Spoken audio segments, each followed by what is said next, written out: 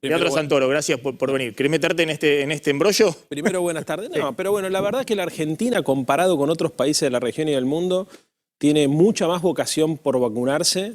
Calculo yo porque tenemos tradición de vacunas obligatorias, calendario. En otros países del mundo el problema es mucho más acuciante. Acá me parece que no. Hasta ahora creo que han manifestado muy poca gente la falta de voluntad. Sí, es cierto, en Estados Unidos están con un problema grave. Les sobran la vacuna y hay mucha gente que no quiere vacunarse. Acá no, me parece que no. Acá en general no ha habido... De hecho, se avanzó a los mayores de 50 años, creo que era 80%, en algunos casos 89% de vacunación con una dosis. Obviamente falta y se viene muy atrasado con la segunda. Sí. Pero llegaste a un nivel muy alto de vacunación que la gente te pedía la vacuna. Yo no creo que hoy las empresas estén teniendo este problema. A veces está abriendo el paraguas antes de tiempo y está abriendo un debate que no sé si ayuda. Porque la verdad que la gente se quiere vacunar. Y gracias a Dios que se quiera vacunar porque es la única manera de salir de esto. Bueno, a ver, Leandro Santoro, veníamos planteando, no sé si querés opinar algo respecto a esto, que endurece el discurso de Larreta para confrontar con el oficialismo. Hasta ahora se planteaba como más moderado, porque también hay un grupo, no sé qué opinión tenés, digamos, de los libertarios, liberales y demás que están confrontando muy fuerte con el oficialismo y están disputando tal vez el mismo espacio opositor. Efectivamente es así. Es un fenómeno global. La ultraderecha le condiciona la línea a la derecha más moderada y en la Argentina se está viendo una fuga importante de votos hacia ese sector. Y estoy seguro que tanto Milei, Esper, como Macri también le deben estar imponiendo a Larreta una línea más dura. El tema es que la está asumiendo. Bueno, la gente tiene que saber cuáles son los proyectos de país que están en disputa. Está claro, digamos, que para nosotros es Estado y mercado, no es Estado o mercado. Para nosotros es rentabilidad y salario, no es una cosa o la otra. Para nosotros es mercado externo o exportaciones y mercado interno.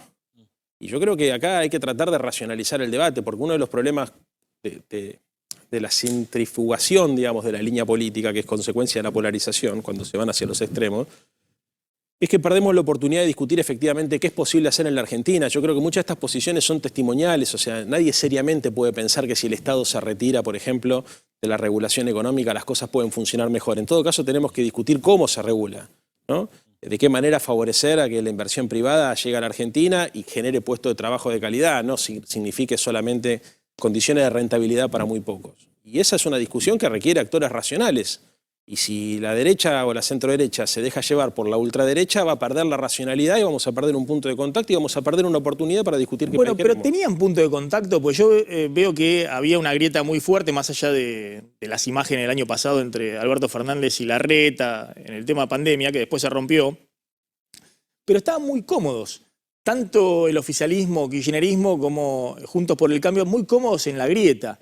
Lo que yo percibo es que hay un sector que sale de ese esquema de polarización muy grande entre dos sectores mayoritarios de la política argentina y que, bueno, los impugna a todos. Dicen, bueno, los impugnan a los macristas porque dicen ustedes fracasaron con el gobierno anterior, los impugnan a ustedes porque dicen son un fracaso el gobierno actual y de esa manera están también generando algo de expectativa, sobre todo en los sectores jóvenes, que han sido sectores obviamente muy cercanos en algún momento al kirchnerismo y en su momento también al macrismo. Lo que pasa es que tirar del mantel para capitalizar el descontento me parece que es peligroso, porque eso te pone en la vereda de la antipolítica. Yo creo que hay problemas que requieren soluciones colectivas, públicas, estatales, mixtas, privadas y estatales. Lo que me parece que es una locura es, frente a problemas complejos, plantear solamente soluciones individuales y privadas, porque la pandemia, la crisis ambiental, el desafío del desarrollo, te pone siempre frente a la necesidad de cooperar, de coordinar, de articular. Entonces creo que es muy peligroso ese discurso. Me parece que hay que ver además qué ha pasado en otros países de la región y del mundo cuando estos discursos empiezan a tomar encarnadura, porque en realidad no genera una expectativa. La expectativa te la genera una utopía, te la genera un sentimiento positivo y estos discursos están muy cerquita del odio, del resentimiento. Y es complicado. Y la verdad es que en otros países del mundo ha pasado que partidos moderados o que actores racionales, viste que por ahí tenían el PP, lo típico, el PP y el PSOE, digamos, ¿no? El corrimiento por ahí hacia una posición más radicalizada dificulta mucho la posibilidad de encontrar soluciones. A lo ambiental es clave, por ejemplo. Estos sectores suelen negar la crisis climática. Te pongo un caso que se está discutiendo hoy en el mundo. Niegan la crisis climática. Dicen que en realidad Trump ¿no? Por ejemplo, negaba la crisis climática, que en realidad la economía tenía que seguir pensando solamente en crecer, que no se tenía que detener por el tema del calentamiento global, y eso genera un ruido enorme, porque hoy es impensado planificar la economía, vos lo sabés muy bien, en los próximos 10, 15 años, ahora si no incluís la transición ambiental. Sí, ¿no te parece que también estos discursos más radicalizados se generan cuando desde el oficialismo se la dejan servidita en bandeja, ¿no? Porque con algunas políticas, incluso hasta discursivas, políticas concretas y también desde lo discursivo, se estigmatiza un poco la riqueza, la generación de riqueza genuina, ¿no? Bueno, vemos muchas empresas que se están yendo, ese es un dato de la realidad, empresarios exitosos que se cruzan enfrente porque creen que con el impuesto a la riqueza les confiscan los bienes. Es decir, ¿no se genera desde el oficialismo el caldo de cultivo para que aparezcan estos discursos tan duros y reaccionarios? Mira, ayer leía la tasa de inversión neta en la Argentina hoy, la externa y la local, está 19 puntos arriba de lo que estaba en el 2019, 14 puntos arriba de lo que estaba en el 2019. Sí. O sea, ojo, venimos en una pandemia, hubo muchas empresas que tomaron la decisión de abandonar la región, no solamente la Argentina, mirá lo que pasó con las automotrices en Brasil, pero sin embargo la Argentina está aguantando, digamos, y además tiene perspectivas y hay indicadores. Pero Leandro, de los 10 empresarios más importantes de la Argentina, sí, ahora, 8 se fueron a vivir a Uruguay. Ahora vamos al otro. Segundo lugar, vos fíjate que estos discursos no van contra nosotros, van contra ellos, van contra el PRO. O sea, no, digamos, los discursos de la ultraderecha no están condicionando la línea del gobierno, ni siquiera nos están hablando a nosotros. El diálogo no es la ultraderecha con el gobierno. El diálogo que hace ruido y que amerita esta pregunta que me están haciendo ustedes es entre la extrema derecha y la derecha más tradicional. Y entonces, y vos no le podés decir, por ejemplo, a Macri, bueno, a ver, Macri más o menos, porque, mira, yo recuerdo cuando el dueño de este canal dijo que Macri lo había apretado para vender. Eso juega mucho más que cualquier impuesto o aporte extraordinario a la hora de pensar si hay condiciones de rentabilidad y de negocios o no. Yo no sé si un agente económico, un inversor, viene a un país donde el dueño de un medio de comunicación tan importante como este, en su propio canal de televisión, acusa al presidente de la nación de extorsionarlo para que venda la frecuencia de radiodifusión que tenía en ese momento. Eso hace peligrar mucho más la propiedad privada que cualquier tipo de discusión alrededor de la tasa impositiva, que es una discusión que hoy está dando Estados Unidos. Joe Biden es el que instala la necesidad de cobrar un impuesto a las grandes corporaciones. Lo que no pasa en otros países del mundo es que un presidente de la nación aprieta a los empresarios diciéndole, como dijo por ejemplo el Conadamón, vos me tenés que dar el 1% de la guita que tenés en negro porque si no vas a tener problemas. Que eso fue lo que le dijo Macri a los empresarios que aportaron a su campaña. Me dejás que le quiero hacer unas preguntitas porque es muy hábil Leandro Santoro, entonces me dejás que lo voy a enfocar un poquito de la Podés decir preguntita. honesto también, porque No, también en el 2009 cuando Cristina Fernández de Kirchner sacó la ley de medios, yo te puedo citar una larga lista de empresarios de medios que decían barbaridades respecto a la seguridad jurídica y demás que generaba la expresidenta. Y no era solamente Mañeto, digamos, sino de todo el espectro de los medios de comunicación en la Argentina. Pero volvamos al tema de Alberto Fernández. ¿Es un moderado Alberto Fernández o es alguien que se lo ve hoy con un discurso más kirchnerista del que siempre tuvo? Digamos, hizo el rol de moderado en la campaña de 2019 y hoy está con un discurso, si se quiere, mucho más confrontativo de lo que habitualmente era Alberto Fernández. No, yo creo que él es una persona de convicciones firmes y es moderado en las formas, pero no veo yo que peligre, por ejemplo, la seguridad jurídica en la Argentina. No veo, la verdad, no creo. Tenemos muchos problemas, ese problema no está. A ver, por ejemplo, no hay persecución a los periodistas.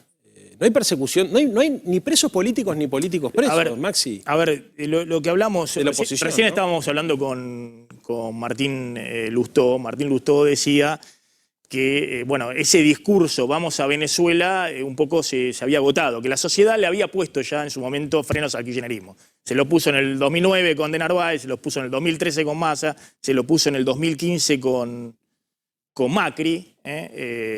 bueno, en el 2017 y demás. Eso ha quedado, fíjate que no es el discurso eje hoy ni de Larreta ni de gran parte de la oposición, sino que están viendo un discurso que va por otro lado. Yo te estaba preguntando por Alberto Fernández, porque hay una gran indefinición de qué es Alberto Fernández, digamos, ¿qué quiere hacer con la Argentina Alberto Fernández? Quiere hacer una reedición del segundo gobierno de Cristina, con el relato y lo que eso significaba. Me queda claro que la ley de medios no la quiere Alberto Fernández, digamos. No, y además no ha tratado de hacer una discusión con la ley de medios como sí dio una batalla grande la expresidenta. Pero ¿qué es lo que quiere Alberto Fernández en términos de proyecto? ¿Es el proyecto de Cristina? ¿Tiene un proyecto propio? Tiene el proyecto de desarrollo industrial nacional y popular que tiene el peronismo. Digamos, es el articulador de una coalición social, policlasista, que lo que busca es que los empresarios ganen dinero y que los laburantes también, en un acuerdo político en función de las necesidades estratégicas del país y no de un sector solamente.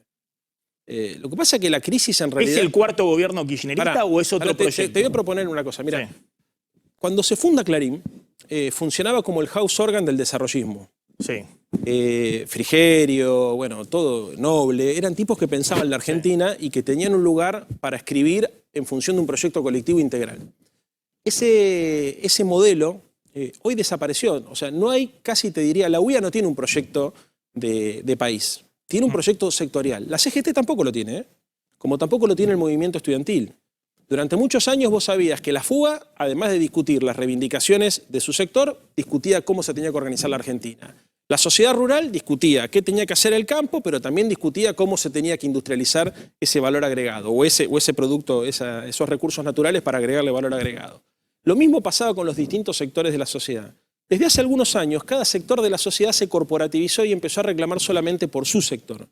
Yo creo que uno de los aportes de la política tiene que ser el de tratar de conciliar intereses, articular intereses para definir un modelo de desarrollo nacional.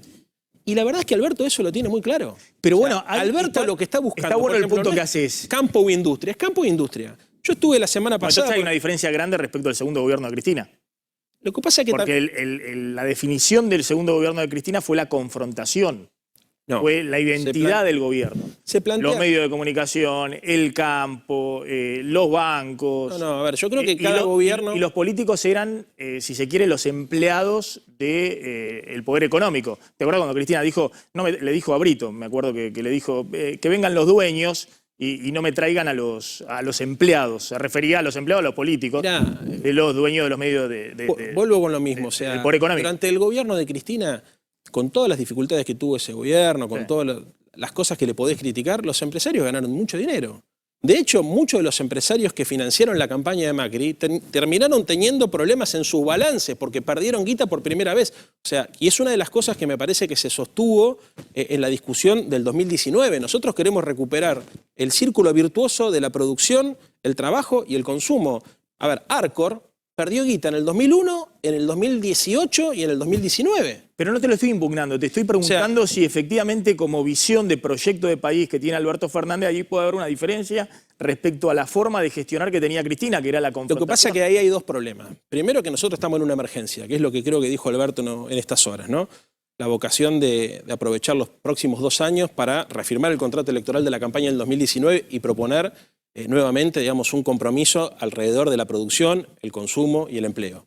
Que en un contexto de emergencia y de crisis como la que vivimos en la pandemia es muy difícil, lo cual hace también muy difícil comparar un gobierno con el otro. Que es por lo que votaron a Alberto Fernández, salir de la crisis de los 2 años anteriores de Macri. Sí, por supuesto, o sea, pero a ver, se cae la economía mundial, se cae lo sabes perfectamente, se cae la inversión en toda la región, la inversión privada en toda la región. Los recursos que nosotros teníamos pensados para poner para encender la economía los tuvimos que dedicar a sostener la economía. Una cosa es encender la economía, otra cosa es sostener. Y encima cae, porque la verdad es que vos ponías plata, IFE, ATP, Repro, y la economía con dificultades.